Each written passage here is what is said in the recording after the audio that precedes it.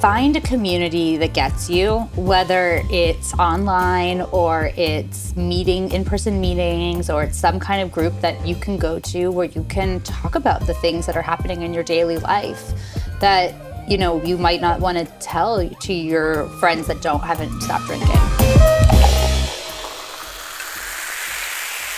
Welcome everyone to the Stay Curious Show. I'm your host, JW Wiseman. This is the show where we explore the Sober Curious movement through the lens of business and culture. And I am so excited to bring Rachel Hechtman, sober in Central Park, here today to have a nice conversation. So happy to be here. Thank you for having me. Of course. Welcome back to Club Curious. I love being here. I love having you here. One of my favorite places ever. Excellent. We met a few years ago. I think it was 2021. Yeah. Dry January. And I think I slid into your DMs at one point. 2022, dry January. 2022, dry January. I stopped drinking in 2021. Amazing. Mm-hmm. And that's what I want to get into. Tell me about what your journey was like, the years leading up to this 2022 time period where you got sober and started this amazing, Instagram account about your life. So it was a wild time. It was honestly, it was just a lot of chaos, a lot of sadness, a lot of I didn't know what I wanted in life. I didn't know what I was supposed to do. I didn't know what my purpose was. I was just lost. And this is you're in New York City, you're living in Manhattan, you're 20-something at the time, partying, going out a lot. Yeah, and living right around the corner from here, actually.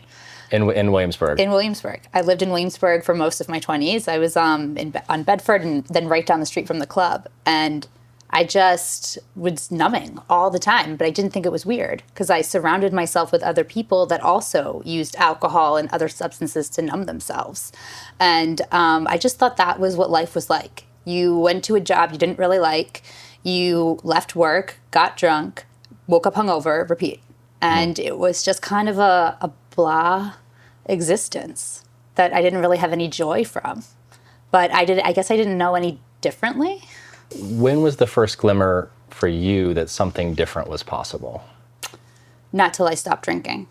It wasn't until after COVID when I stopped drinking, January 2021, and I would say about 90 days in. And after 30 days, I knew I felt so good. I was like, I didn't know I could feel this good, ever. I didn't know it was possible to wake up feeling happy, feeling energized, without anxiety. And then I got to 90 days, and I knew I could never go back. And I knew it was going to keep getting better, but I had absolutely no idea just how much better it would get or how much my life would change, even after 6 months. Was there a moment where you're like, wow, I have to change my life? Or was it a gradual progression? I would say it was a gradual progression because I didn't want to change my life. I thought that I was having fun, quote unquote. Even though I'd either be miserable on my couch, like when I lived down the street from where we are now, there were times I didn't see daylight for the whole weekend. Like I would just stay on my couch in the dark, like hungover watching TV, and then I'd go out at night and to one of the places around the neighborhood. I wouldn't even go into Manhattan because I couldn't even fathom having to travel into Manhattan so far, which it's not to everyone watching. And yeah, it was a very sad existence, honestly, when I think back to it now. But at the time, I was with other people that were using substances the way I was, and I thought it was cool. I thought it was cool to whatever, I'm hungover all day, I'll binge watch a TV show by myself, maybe I'll drink by myself, and then I'll just roll into the night and not really do anything worthy. Right. Was it a particular moment that you were like, oh, I've got to change this? No, I really give it credit to COVID because what happened was I blamed so many things on my problems. So on my feelings. So my job, my relationship, my apartment, all of these external factors were the reason why I was unhappy, quote unquote. And so I told myself these lies, if only I had a better job, if only I could afford a different apartment, I'd be happy. So when COVID happened and it took away all of these external factors, right? I left the city because my apartment lease was up. So I went to my mom's lake house, which I love more than anything. I didn't have to work at the job I didn't like. I got laid off. all of these external factors that I blamed were gone, and I realized I'm still unhappy. Like I was drinking and watching TV and like eating and doing all the things I thought that like all my problems will go away, and I still felt like crap, hated myself, and realized, okay, I don't want to live a life like this. Like I'm the problem. Like that Taylor Swift song, like I'm the problem, it's me. Like that's where I realized it during COVID, when I got to binge all the things that I liked to do, which was like numb through TV, numb through alcohol, numb through food. And then I realized, oh my gosh, like what am I doing? Wow. So that whole COVID reset was a really powerful time. Yeah, I question, I think about it. I don't know what my life would have looked like if I didn't to have COVID. Like it was spiraling out of control to right before lockdown, where I would come home from work and I would pray for a pause in life. Because my sister was getting married. I was the maid of honor in her wedding. I hated the way I looked. I didn't want to be with my ex anymore, but he was in the wedding. Our apartment, I didn't want to renew the lease, but it was up in April of that year. And everything was just like coming to a head. And then COVID happened. That's amazing, because I think, in COVID, what we experienced with Curious was this really interesting time period where we heard from some people like, wow, they're drinking so much more during COVID. And then at the same time, there were people who were like, oh, I'm going to take this as an opportunity to reset, and I'm not going to drink at all. And so there's kind of like two different groups splitting. And then the people who drank so much during COVID, fast forward 6 months, a year later, some of them are getting sober and some of them are just still in it.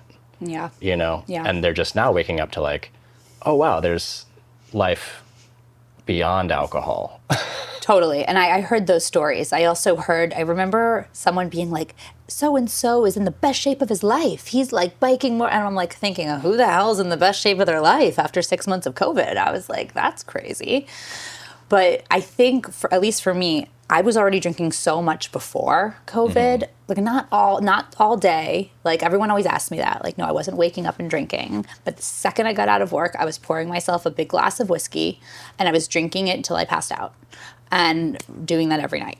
And so I was definitely drinking way too much. My eye had been twitching for like 9 months. It just was a constant twitch. My body was like not okay. And I had already gotten up to a point where, I was doing damage. And that just kicked it into overdrive. And how, after this shift is starting to happen, like what were those, after that 90-day point where you're like, wow, things just kept getting better and better after you stopped drinking, when did you start getting an inkling that like, oh, wow, this might be part of my life's work? Oh, wow. Not for a very long time. Like, even when I made Sober in Central Park, which was about actually almost exactly 3 years ago to the day, I didn't even know if I was going to show my face for the first 2 posts. Like I posted 2 pictures of Central Park, and then the third one I posted like a transformation picture because, I'm so all or nothing, right? But it wasn't even after having that for 6 months, I didn't even know like what I was doing. But people started DMing me and saying that I had inspired them to stop drinking or asking for my advice. And when I started helping people and talking to people more, and it felt so good to not only share my journey and experience, but also feel like I'm helping other people out there, that's when it kind of clicked. Like, was all of this supposed to happen so I could share my journey and so I could help other people like who are in my old position? So it was a very weird, very gradual experience. And I still to this day feel, I don't know, it's like, that doesn't feel like my same life. It feels like a completely different reality and existence. Right. It was you, but it was a different you. Yeah. You're a whole new person now. Yeah. Some of the threads are still the same, but it's a whole new garment. Yeah, totally. Yeah, and I first came across, Sober in Central Park, just doing our kind of, Curious Elixirs business, and I was like, who's sharing their story well, online? And you've done such an amazing job of building community there. I know that you help people like through coaching.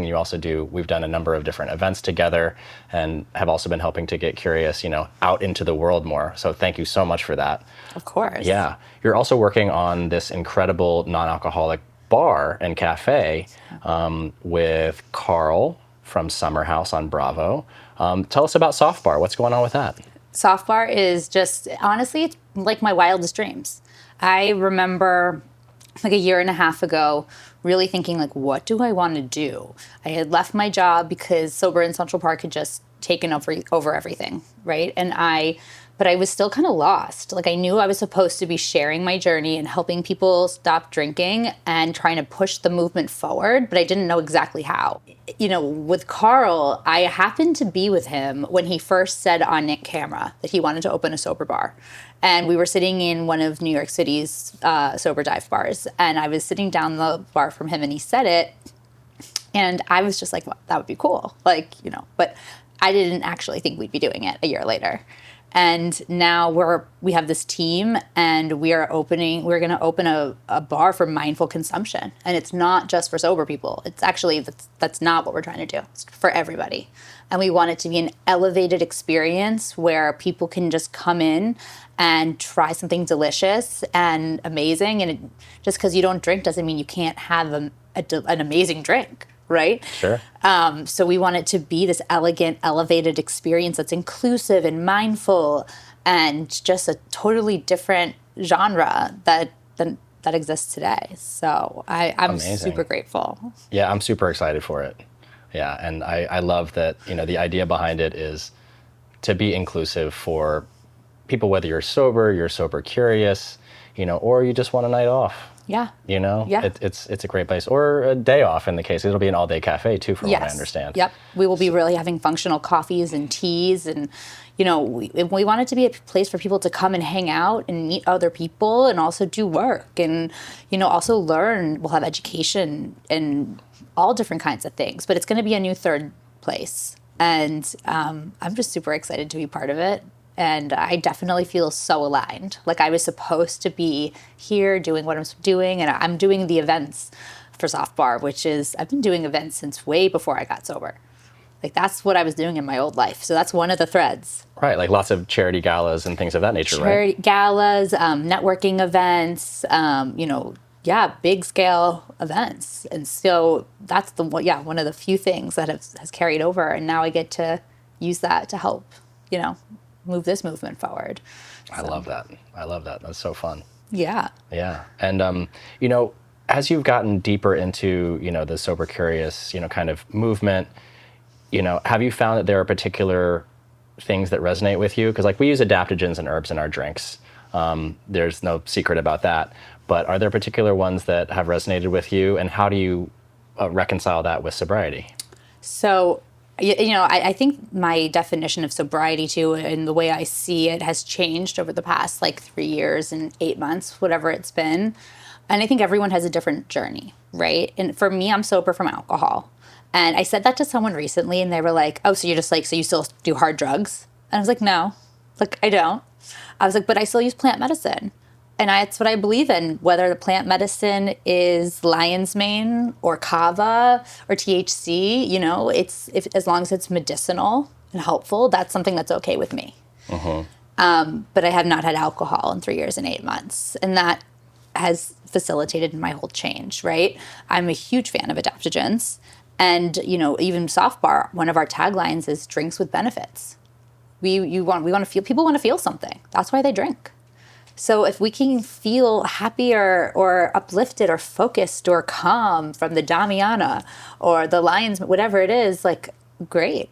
Absolutely. Yeah. And that's why we do our infusions, are to be enough to where you feel it, but just subtly. We're not using supplement level doses of Damiana in here, which is, for those who don't know, that's a Mayan aphrodisiac that comes from Quintana Roo in southern Mexico. And it's kind of in the same family as a chamomile. It has some of the same biomarkers as a chamomile does, but is traditionally used, as an aphrodisiac. Super fun one. But we also pair that with ginger because ginger is such a great immunity boost.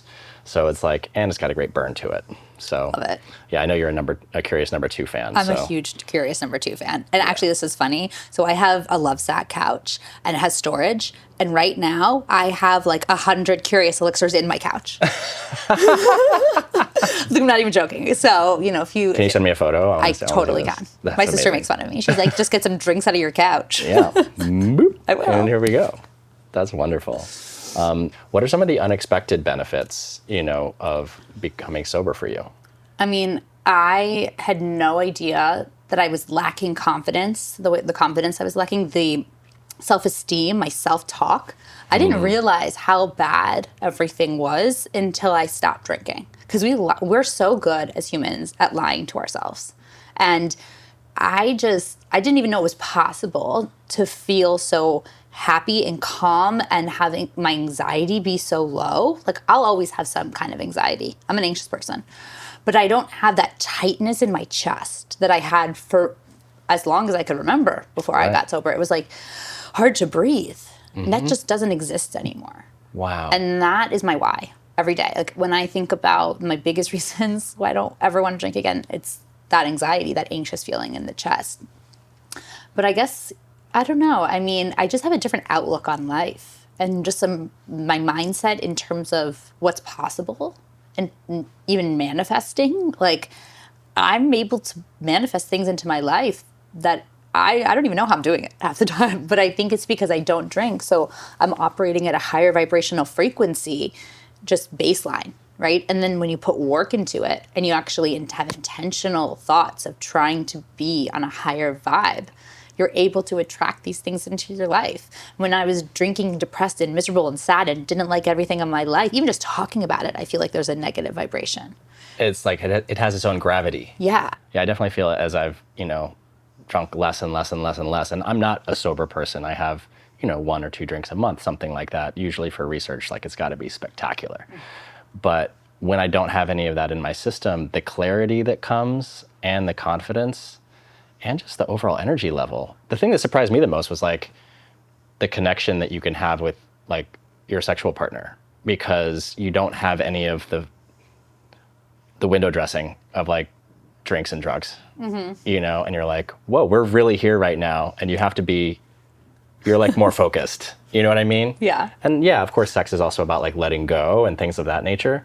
But I feel like the connection can be even like deeper because there's no artifice, because you can't hide behind the buzz. You're like, oh, shit, we're in it. Like, yeah. I mean, I've even found that with dating, good and bad, right? Because when I was like, I don't know, I want to say like 4 or 5 months into my journey, I ended things with my now ex and had to move out. And I knew I needed to be on a solo journey. It was scary. I'd never liked being alone before this. I was like someone that like didn't want to go anywhere alone. I was actually paranoid sometimes because my anxiety was so bad that people were looking at me and talking about me. And I mean, it was next level. But anyways, I was on my own, and starting to date people again was just a totally different world because you don't have the alcohol to give you that quote unquote liquid courage, or to just put you on this like playing field with each other. You have to like feel comfortable with somebody. And I was explaining this to someone the other day. It's a lot harder when you're sober to like feel that comfort level with somebody, or like to have a one night stand. Like, it's very hard to do that, in my opinion, when you're sober. Right. Yeah, I can understand that.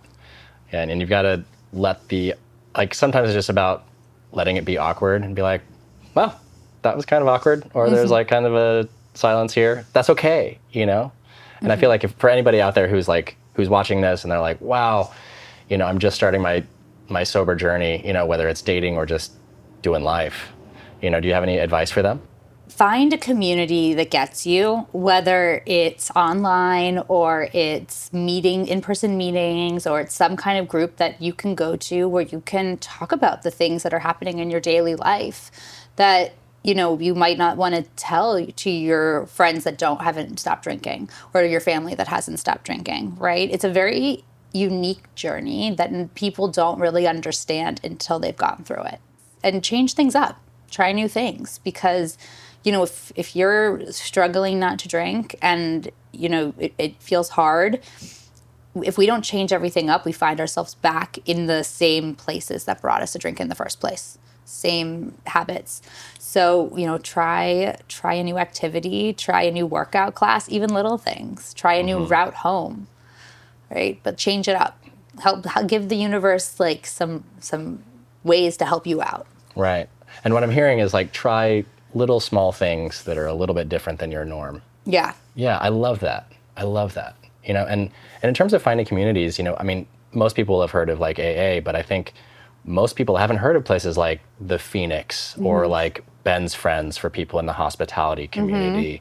There are lots of these other kind of micro groups around that can be so helpful for people, and I just encourage people, if you're watching this, like, check out your local, your local scene, because these groups are out there. It doesn't have to be like one size fits all, with an AA or Phoenix or Ben Friends. Are there other resources that you think people should take a look out for? Yeah, I would, I know the one coming to my head right now, there's like Sober Mom Squad, there's Sober Sisters. There's a lot on Instagram that you can find these community leaders who then have their own little communities off of Instagram. But I will say, as someone that I did not go to AA when I stopped drinking, they didn't have meetings or anything. And then when I was like 3.5 years in, so only a few months ago, someone brought me to a meeting and I cried. I was like uncontrollably crying. And I felt like, oh my gosh, like I kind of needed that release.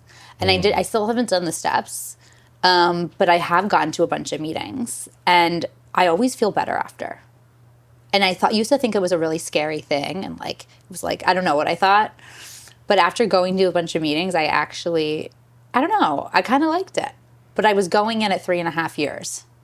Right. I wasn't going in struggling day one, unsure, already overwhelmed, and then having them be like, work the steps, which is overwhelming. I went in I was looking just, I think, to expand my knowledge and to grow on my journey. Right. And I really found it interesting, especially in New York City. If you're in New York City, go to the meetings. It's so fascinating.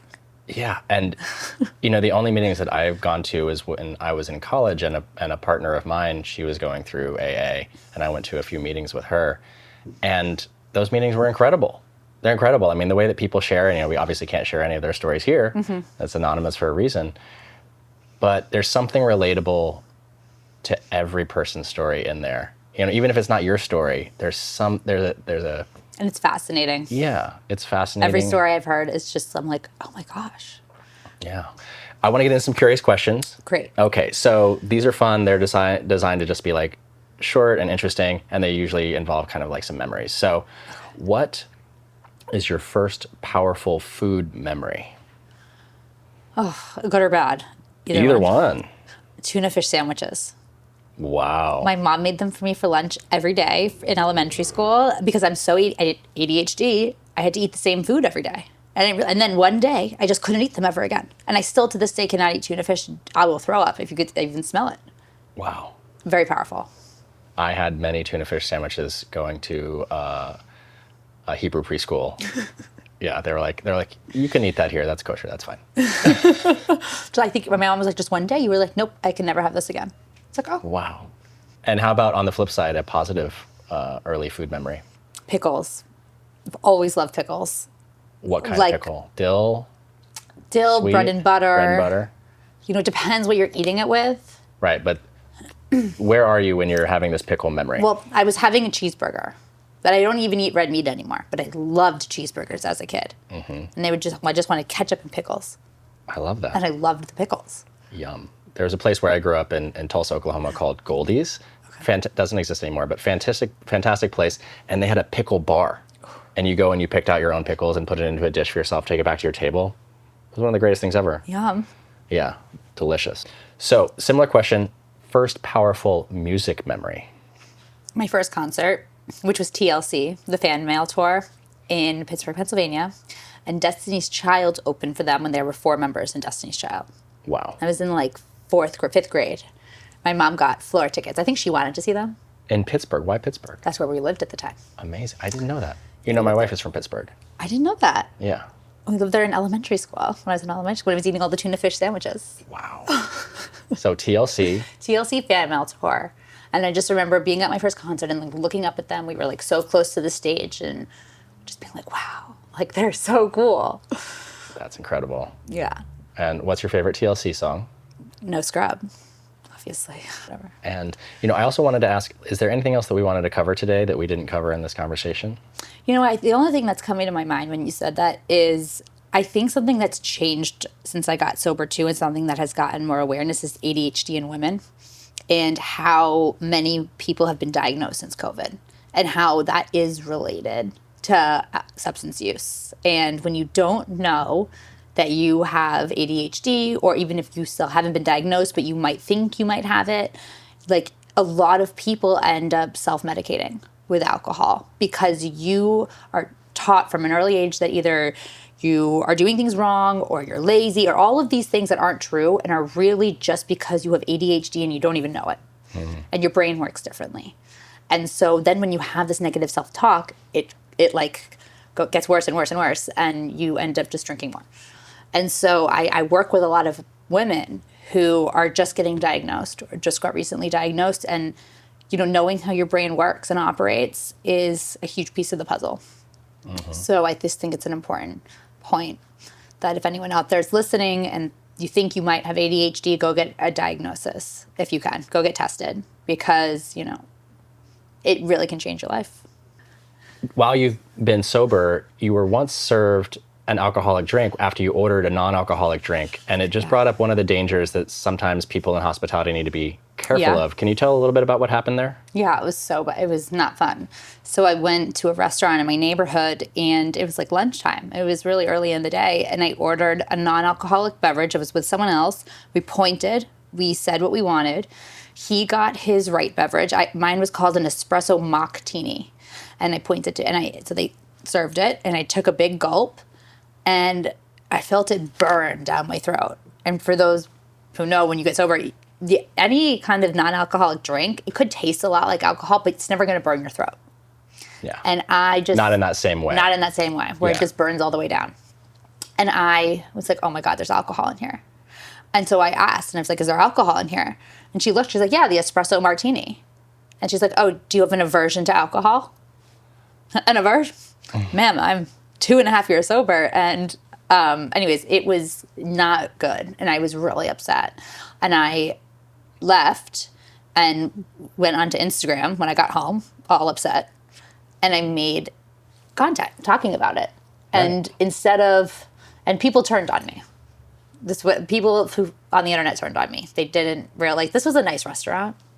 And so they were like, this is a mom that you're calling out a restaurant that they make $2 an hour there. Give them a break. Like, none of that's true. And this was a nice restaurant. No one was in the restaurant. It was not busy.